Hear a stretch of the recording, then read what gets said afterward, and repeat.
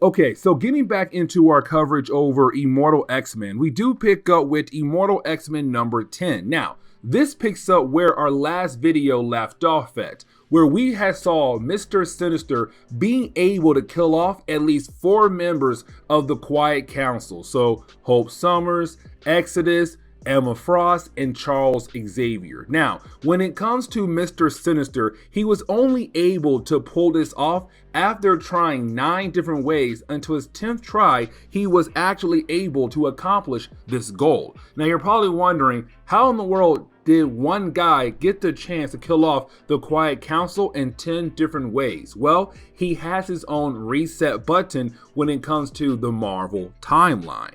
And you're probably wondering what I meant by that when I said a reset button. Well, when it came to Mr. Sinister, he cloned one particular character, and that would be Moira McTaggart. See, at the very beginning of Dawn of X, we were told that she was actually a mutant. She had the ability to reincarnate. So every single time she died, she was able to relive her entire life all over again, but remember everything from her previous life. She was technically a reset button for the Marvel Universe. Now, this is where Sinister came in. See, he made clones of her, and so every single time something did not go his way, he would kill off one of his clones, and bam, he was able to reset the timeline into his own image, or to fix problems that he was unable to fix originally. Now, here's the thing. The reason why he wants to kill off Hope Summers and other key members of the Quiet Council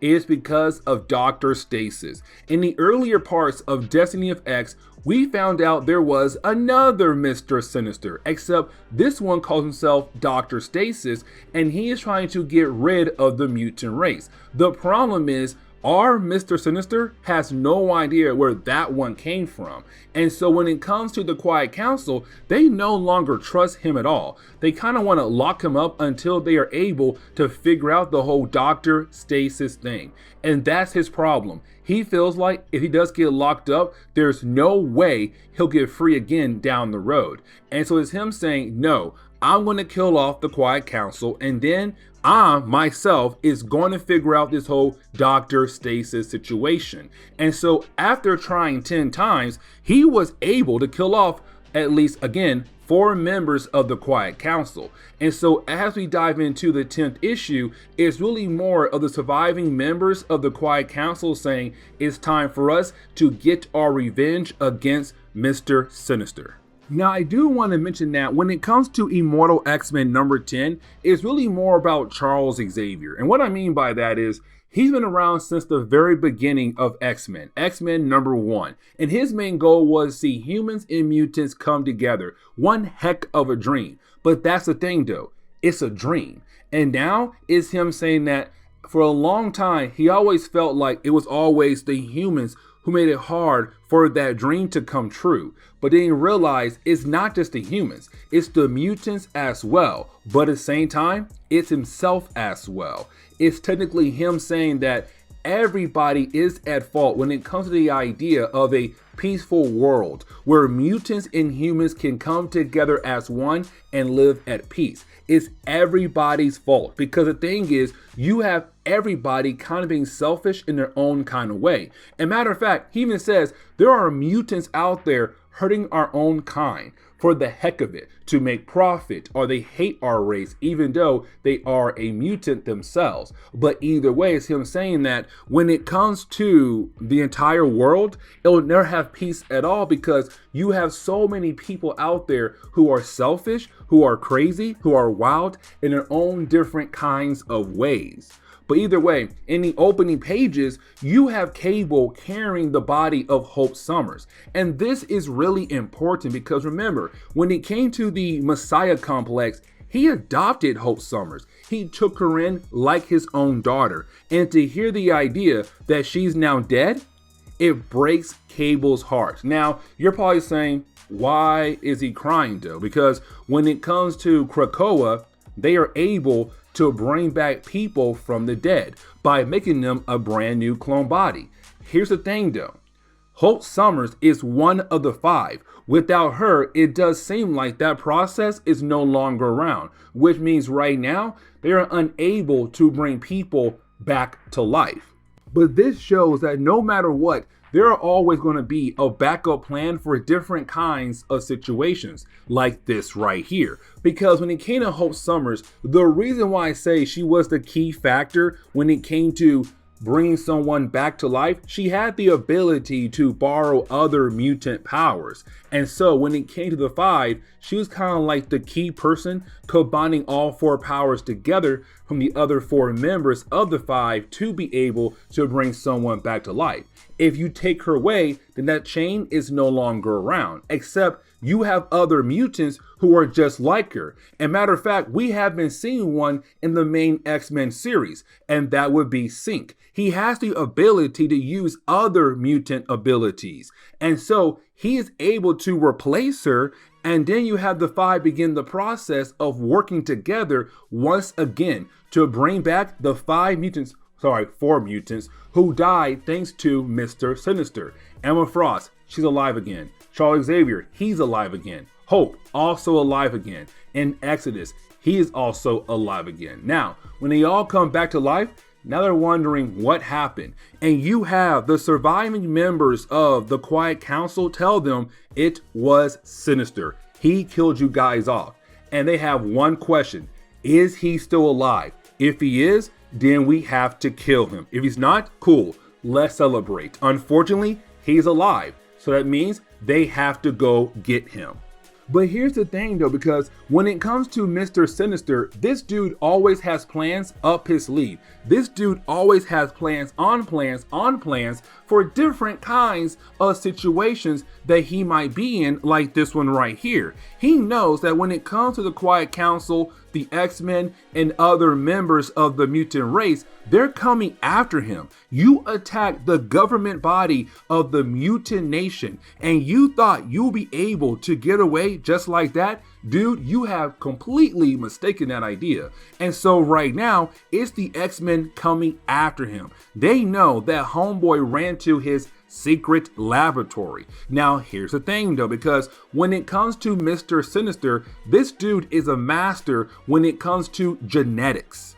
And so this man had created a lot of different things as a way to help him out in different kinds of situations. Like right now, he's trying to get away, but the X-Men are coming after him. And so you see him just sending in a bunch of waves of different things that he had created as a way to hold the X-Men back so that he's able to power up, had a hard time saying that, power up a spaceship to get out of there before he can be captured by the X-Men and the mutant race. But here's the thing though, because when it came to Charles Xavier, he didn't just call one X-Men team. This dude brought in a huge chunk of X-Men characters to come attack the place that belongs to Mr. Sinister. And so even though Homeboy had released all these different kind of creatures, hoping that these creatures can be able to hold off the X-Men long enough for his ship to charge up so that he'll be able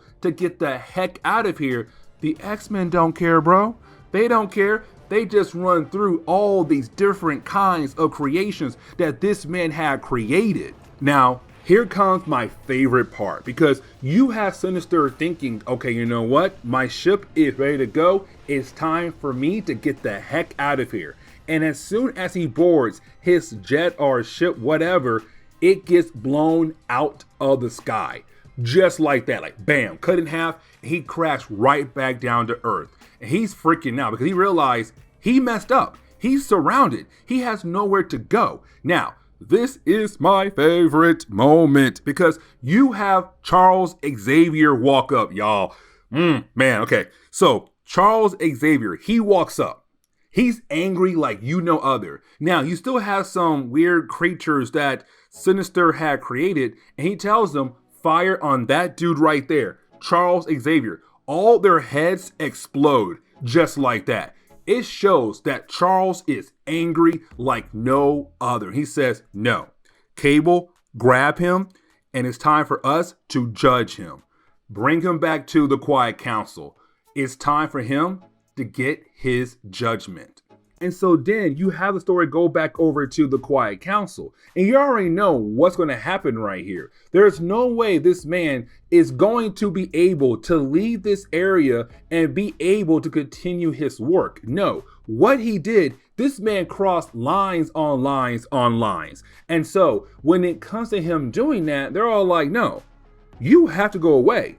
And so we're going to send you to the pit. Now, originally, when it came to the pit, it meant that if you break one of the 3 rules that the nation has, you go down there and you stay down there until we feel like it's probably okay to let you go. The problem is, though, you never know when that time will actually come. And so when it comes to Sinister, he's going to the pit. Now, technically, he did break 1 of 3 laws. And when the laws say you cannot attack your own race. And so when he did that by killing Golf, Hope, Charles, Emma, and Exodus, they're all like, nah, man, you broke a law. And I'm pretty sure you broke other laws as well. And so with that being said, you are going into the pit.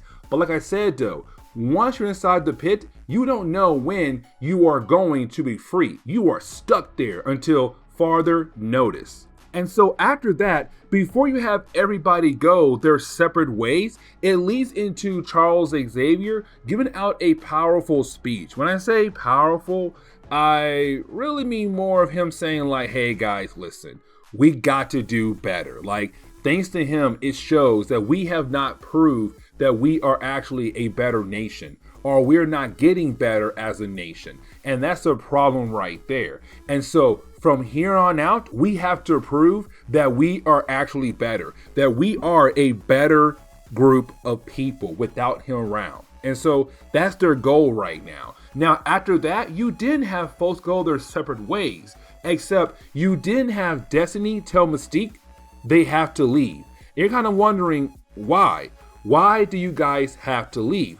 But we have to remember what she said a few issues ago. A war is coming soon. And apparently in this war, her and some other people have to be on the same side to win that war. But again, we have no idea what that war is. But then we jump over to Charles Xavier. Now, when we do, y'all, when Homeboy goes back to his room, takes off his helmet, we come to find out that when Charles and possibly the other 3 characters that had died thanks to Sinister probably came back incorrectly.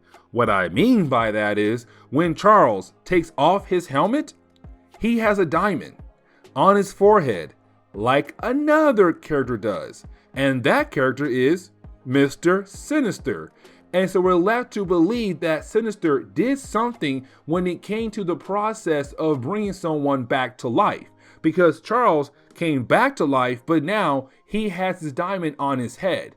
And we're left to believe there's a possibility that one, he's being controlled by Sinister, or possibly Sinister or a different version of Sinister is right now in the body of Charles Xavier. And this is where we are going to end today's comic book video. So please leave me a like down below and subscribe. But guys, see y'all next time. Later.